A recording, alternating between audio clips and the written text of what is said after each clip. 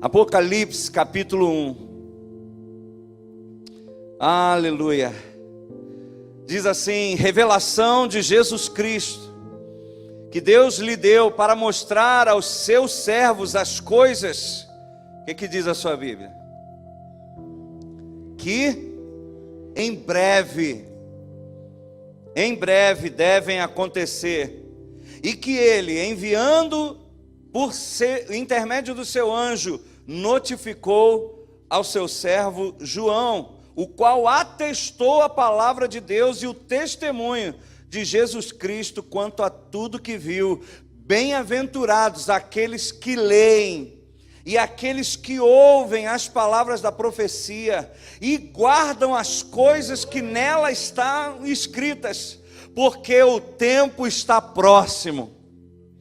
Veja bem, muitas pessoas têm medo de ler o Apocalipse, porque vai falar do final dos tempos, porque vai falar da besta, que vai falar da guerra, do Armagedon, dando a entender que o Apocalipse foi escrito para botar terror. Não, querido, o Apocalipse foi escrito para dizer que já está tudo resolvido, que já está tudo definido.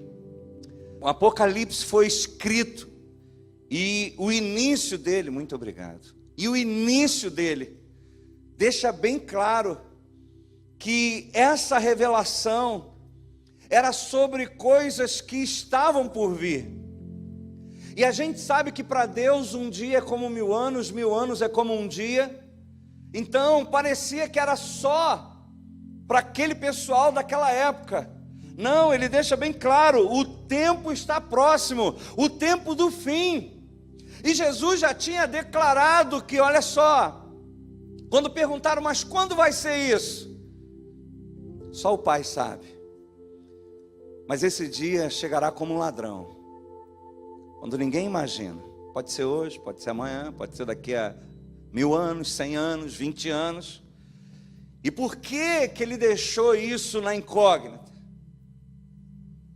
Porque existem pessoas que eu já ouvi falar, que falaram: não, cara, eu quero curtir minha vida, e quando eu estiver bem velhinho eu vou para a igreja, que aí já fiz tudo que eu tinha que fazer, e aí agora eu vou só me converter, espero para ir para o céu.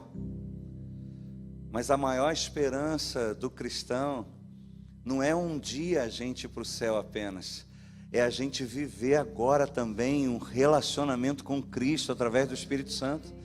Não é uma vida que a gente vai comer o pão que o diabo amassou e um dia, não, já começa agora. Aquele que crê, a Bíblia diz, tem a vida, não terá, tem a vida, já começou.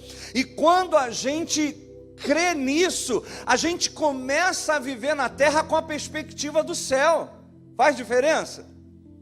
Faz diferença, cara. Eu me lembro quando havia a profecia que o povo de Israel estaria cativo 70 anos na Babilônia. Deus tinha estabelecido 70 anos. E quando se aproximou o 79º, virando para 70, Deus desperta um rei chamado Ciro, ímpio, não tinha nada a ver com Deus, mas ele tem uma visitação de Deus dizendo: deixa o meu povo ir, libera o povo. O cara acorda de manhã e entende que recebeu de um Deus que ele não conhecia, do Deus dos hebreus, uma ordem: deixa o povo ir, e ainda banca a viagem e a construção do templo. Porque quando chega a hora profética, acontece. E por que eu estou falando isso?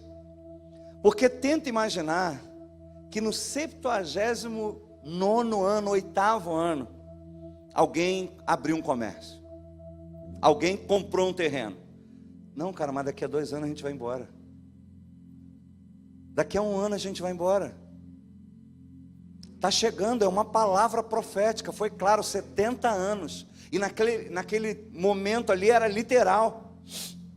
Então tenta imaginar, chegou 70, cara, a qualquer momento algo pode acontecer. Só quem creu nisso caminhou a partir dessa revelação. De repente apareceu uma grande oportunidade.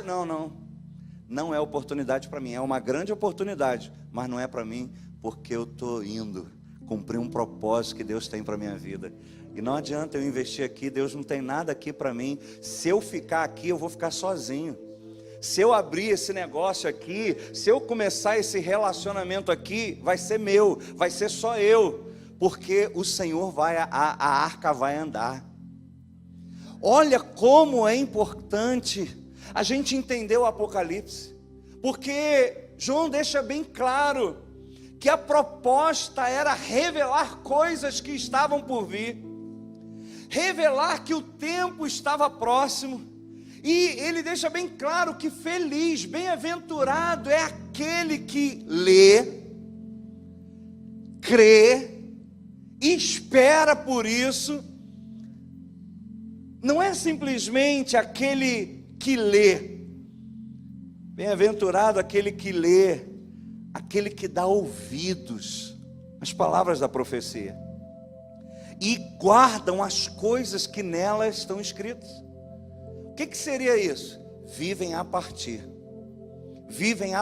da revelação, vivem a partir do que foi falado.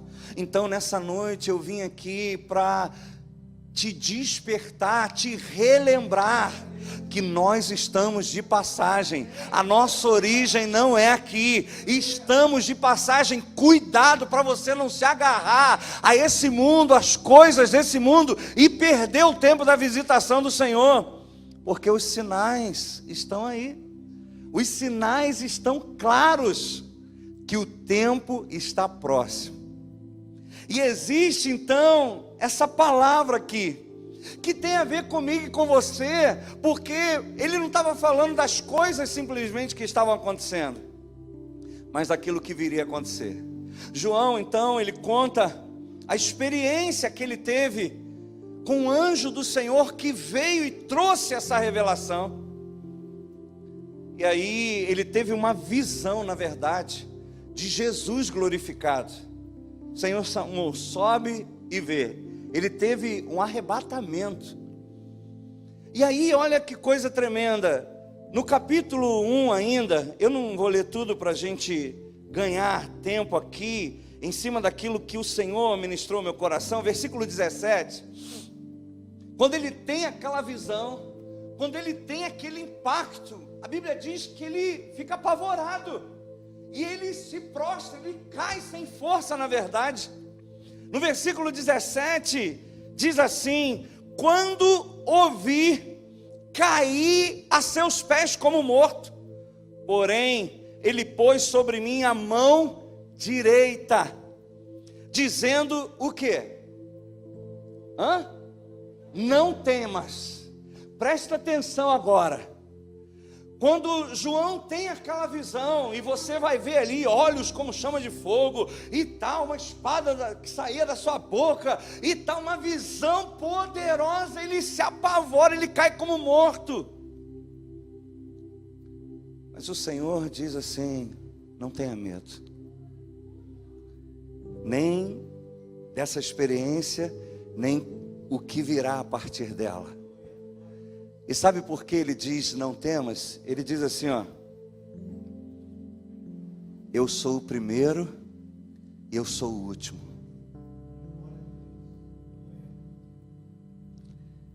Aquele que vive, estive morto, mas eis que estou vivo pelos séculos dos séculos. E terceiro, e tenho as chaves da morte e do inferno. Cara, pensa comigo, pensa na experiência.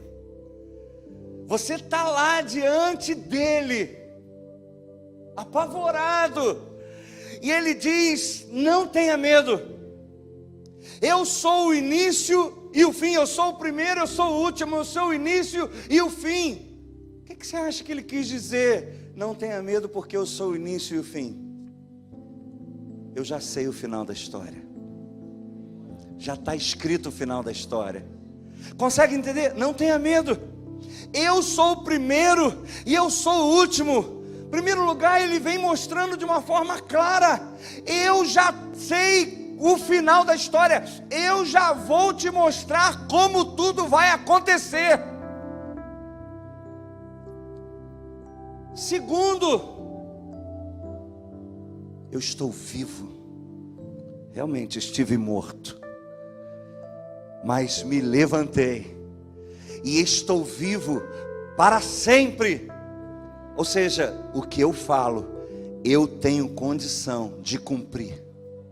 O que eu falo, eu tenho como velar a minha palavra. O que eu vou te falar, não tenha medo. Eu estive morto, mas estou vivo e vivo para sempre. Ou seja, não vai acontecer de novo, fica tranquilo. Fica tranquilo, vai ser uma vitória só e para sempre. E terceiro, cara, eu tenho as chaves da morte e do inferno. Consegue perceber o que isso significa? Quem mais dá trabalho na nossa vida? Quem mais dificulta a nossa vida? Quem mais vem para matar, roubar e destruir, senão ele, o diabo? E Jesus fala, não temas. Inclusive a questão com ele também já está resolvida. Não é uma batalha que talvez eu vença, talvez eu perca, talvez dê ruim. Não, não, não. Olha só, a chave está comigo. Porque a palavra do Senhor afirma que naqueles 3 dias, a Bíblia diz que ele foi aos lugares mais profundos. Eu creio, querido, que naquele momento que o diabo achou, vencemos, morreu. Cara, tenta imaginar. Tenta imaginar. A gente já falou isso aqui uma vez e eu fico sempre tentando imaginar. A festa rolando lá, porque vencemos, ganhamos, ele perdeu. De repente um barulho, cara. De repente, João falou, ele tinha a voz como de muitas águas. Tenta imaginar, ele entrando lá, porque se ele tem as chaves do inferno, da morte, ele venceu e jogou na cara. A Bíblia diz que ele na cruz, cravou o escrito de dívida que era contra nós, tomou e cravou nele, e desprezou principados e potestades, zombando deles na cruz. Esse é o nosso Deus, cara. Esse é o Jesus na Bíblia. Infelizmente, durante muitos anos, por causa do catolicismo, muitos conheceram aquele Jesus neném no colo de Maria. Por isso que muitas vezes a proposta era pede à mãe que o filho dá. Ela é a nossa intercessora. E aí aparecia aquele Jesus crucificado, arrebentado, morto.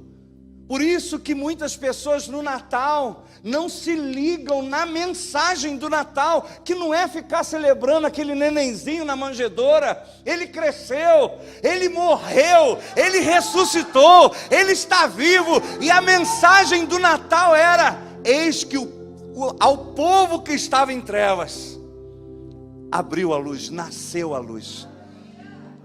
Essa é a mensagem do Natal. Porque a nossa vitória e esperança não é no nascimento de Jesus. Porque ele poderia ter sido mais um. Mas a nossa esperança está em que ele morreu. Levou os nossos pecados sobre ele.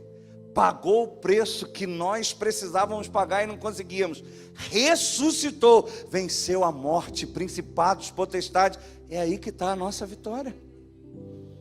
Por isso que você não precisa pedir à mãe para o filho dar. Você pode ir direto nele, porque agora você é filho. Agora que o véu rasgou, eu posso ir a Deus em nome de Jesus e com a ajuda do Espírito Santo e ver as minhas orações respondidas. Olha que coisa interessante. Se você depois abrir aí em Marcos 25, não precisa ir agora vocês, mas só para você entender que quando a Bíblia diz que ele tem as chaves da morte e do inferno, Lá em Mateus 25, 41 diz assim: então o rei dirá aos que estiverem à sua esquerda: apartai-vos de mim, malditos, para o fogo eterno, preparado para o diabo e os seus anjos. Sabe o que isso quer dizer? Tem sentença para ele. O inferno não é a casa dele, que ele vai ficar lá dominando pelos séculos dos séculos, reinando nas trevas. Não, ele vai sofrer também, porque o inferno foi preparado para o diabo e para os seus anjos. Não era para eu e você, ou os homens. Eu não, está amarrado. E espero que você também não. Não era para os homens irem atrás. O inferno foi um lugar de juízo, preparado para o diabo e os seus anjos. Mas infelizmente vai uma galera com ele, que ele está fazendo a cabeça, que decidiram seguir a ele e rejeitar o Salvador. Mas é importante que você entenda, se ele diz que ele tem as chaves da morte e do inferno, tem sentença para o diabo também. Ele não vai ficar todo poderoso lá não, ele já foi derrotado e ele sabe que o bicho vai pegar para ele. Por isso que, como aquela pessoa que teve uma doença incurável, contagiosa, e que fica tão desnorteado com a notícia e fala: não vou sozinho não. Começa a se relacionar com um monte de gente para levar gente com ele. Vocês já ouviram histórias assim? De pessoas contaminadas com algumas enfermidades e que transaram com o propósito de passar. Por quê? Eu não vou sozinho não. E o diabo é a mesma coisa, ele não vai sozinho. E ele está levando uma galera com ele. Por isso o Apocalipse foi escrito, para que a gente pudesse entender que aquele que crê em Jesus, não temas. Não temas, por quê? Eu sou o primeiro e eu sou o último. Ele já sabe o final da história, ele já foi lá, já resolveu lá, já está consumado. Gente, a palavra liberada antes de partir, antes de padecer ali, na verdade foi: está consumado. Você acredita nisso, cara? Está consumado. Por isso eu posso ler Apocalipse a partir de quem acredita nisso. Por isso não temas as revelações. Não temas. Não temas. Eu sou o primeiro, eu sou o último. Eu sou o que vive. Estive morto, mas ressuscitei. E estou vivo para sempre. E quando ele fala estou vivo para sempre, no meu coração diz: filho, fica tranquilo. Não vai acontecer de novo. Não vai haver outra rebelião. Não vai haver outra situação.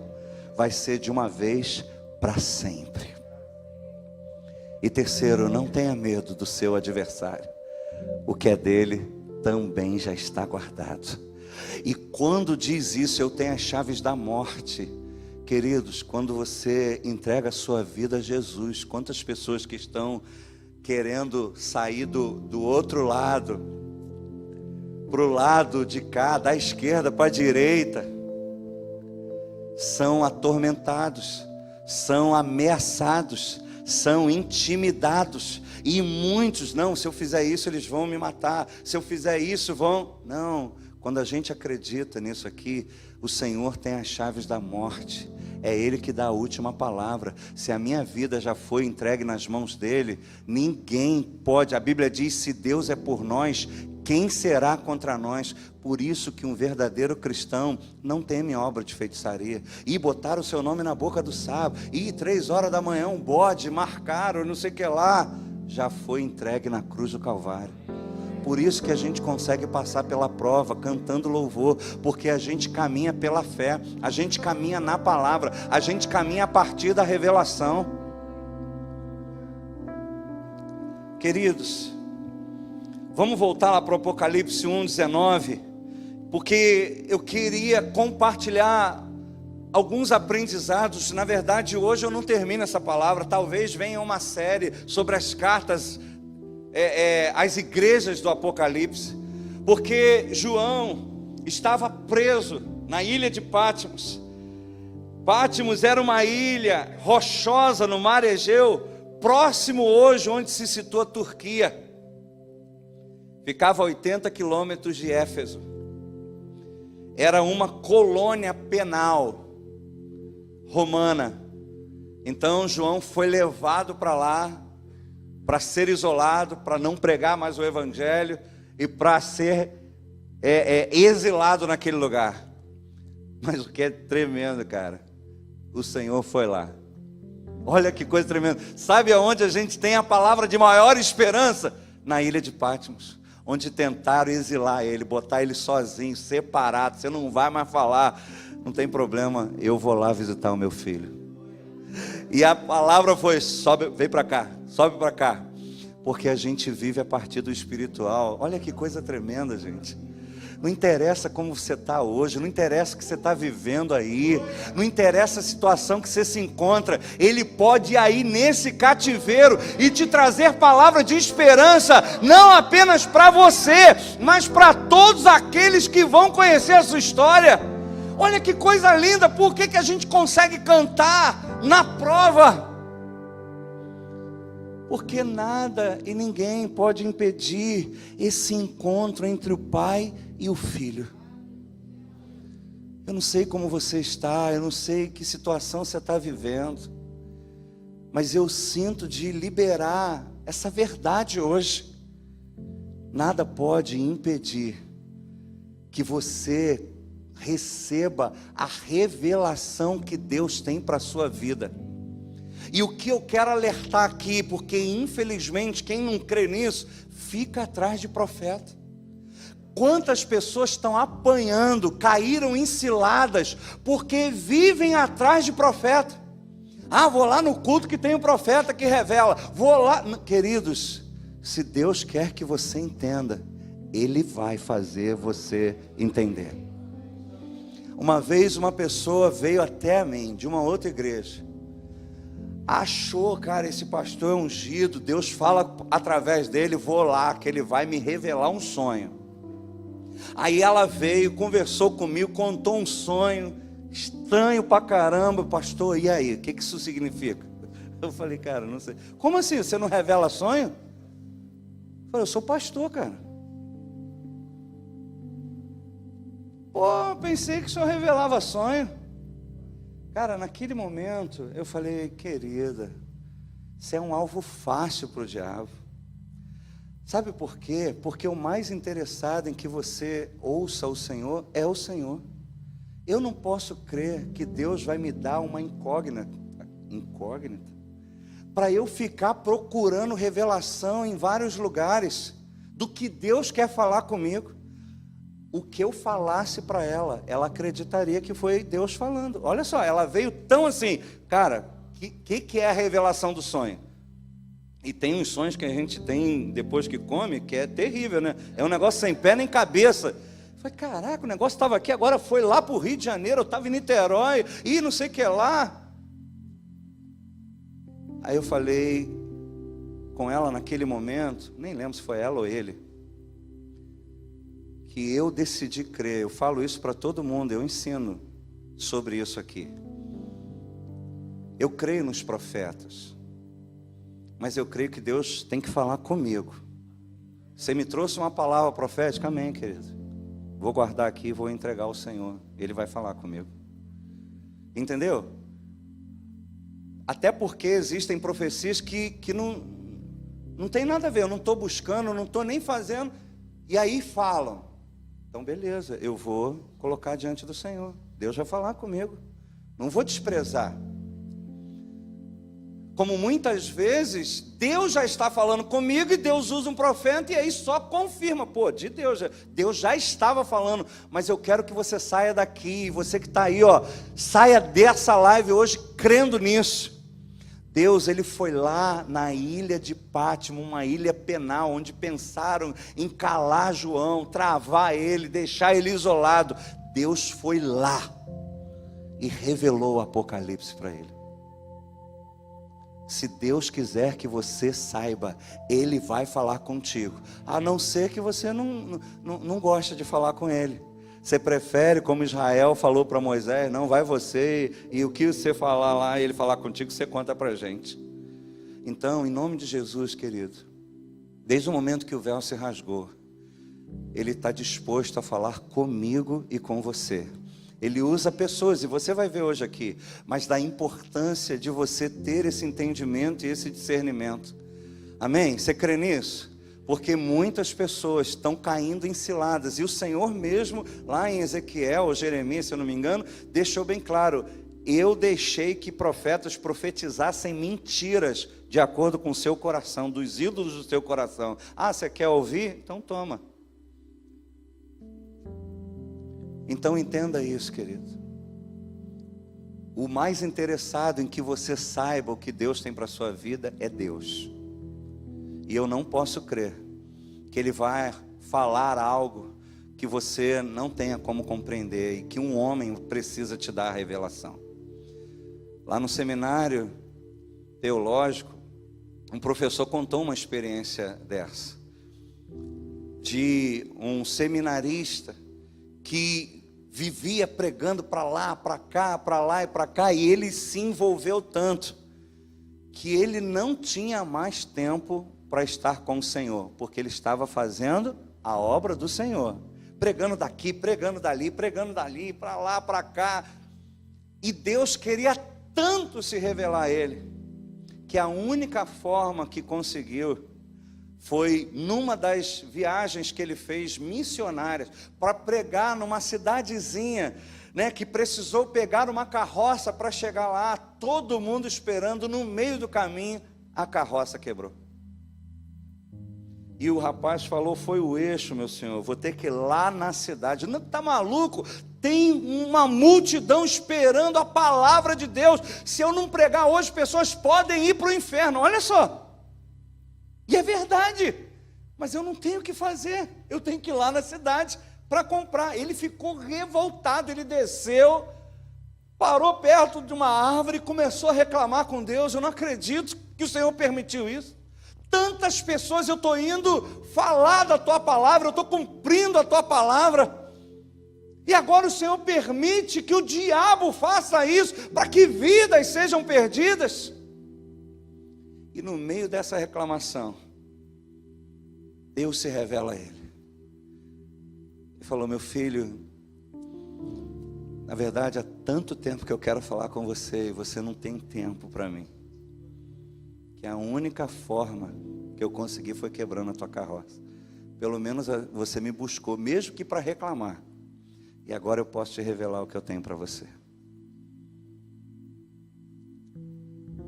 Quantas vezes Deus está fazendo isso com a gente?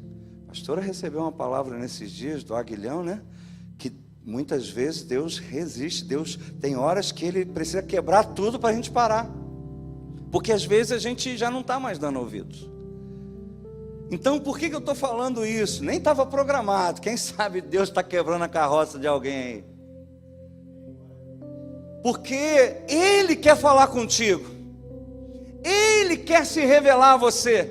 Mas você vai ver hoje, mais do que ver você fazendo a obra dele, Ele quer compartilhar com você. Ele diz assim: eu não te chamo mais servo, mas de filho, porque o servo não sabe o que faz o seu senhor. Eu te chamo de filho. Ele quer falar comigo e com você. Então nessa noite, Apocalipse significa revelação. Ou seja, o Senhor me trouxe hoje aqui para trazer essa revelação para mim e para você, que existem coisas que estão por vir, o tempo está próximo, mas não tenha medo. Eu sou o primeiro, eu sou o último. Estive morto, mas eis que estou vivo, com as chaves da morte e do inferno. E deixando bem claro que ainda que ele estivesse na prisão, Deus foi lá e fez infinitamente mais, cara. Revelou o fim de tudo. Tenta imaginar, cara preso. Ele não só saberia agora o que estava para vir na semana que vem, mas o que estaria para vir no final de tudo, cara. Misericórdia. Eu não sei como é que você está entendendo e recebendo isso, mas para mim, misericórdia, isso está poderoso. Aleluia, aleluia. E aí, a palavra diz aqui, que João, quando estava ali, ele cai diante daquele anjo, tem essa experiência, e aí no versículo 19,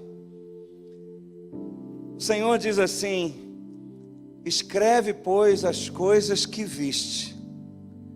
Depois da experiência, escreve, pois, as coisas que viste, as que são e as que hão de acontecer, porque Ele é o mesmo ontem, hoje e eternamente. Olha só, presta atenção. Escreve, João, o que você viu, o que você está vendo e o que você vai ver. Guarda isso. Quanto ao mistério das 7 estrelas que viste na minha mão direita e aos 7 candeeiros de ouro, as 7 estrelas são os anjos das 7 igrejas e os 7 candeeiros são as 7 igrejas. Então, deixa eu só te dar um pano de fundo aqui, um fundamento, melhor dizendo, porque essa palavra não termina hoje, e para eu não ter que falar tudo de novo. João estava lá na ilha de Patmos, preso. O Senhor vai lá e revela a ele, e manda cartas, além de revelar o fim, envia cartas a 7 igrejas que haviam na Ásia Menor, e a cada igreja ele enviou uma carta específica, e ele deixa bem claro aqui, que dentro daquele processo que ele estava falando, as 7 estrelas seriam os 7 anjos das igrejas. E o anjo aqui não seria um anjo espiritual, seria o líder, o pastor da igreja. Então, manda essa carta para o pastor da igreja, que conduz a igreja. E olha, as 7 estrelas são os 7 anjos, e os candeeiros são as 7 igrejas. Então, estrelas são os pastores e candelabro são as igrejas. Ele explica então, ele deixa bem claro aqui, para que a gente não tivesse dúvida, que os anjos são os líderes e os candeeiros são as igrejas. E aí a gente pode entender que tudo isso tem a ver conosco, porque se a proposta era que cada uma das cartas que a gente vai começar pela primeira hoje, era alcançar o líder da igreja, o anjo da igreja e a igreja, eu posso aprender algumas lições, 2 lições na verdade importantes aqui. A primeira, querido, é que uma igreja não é o reflexo apenas do pastor.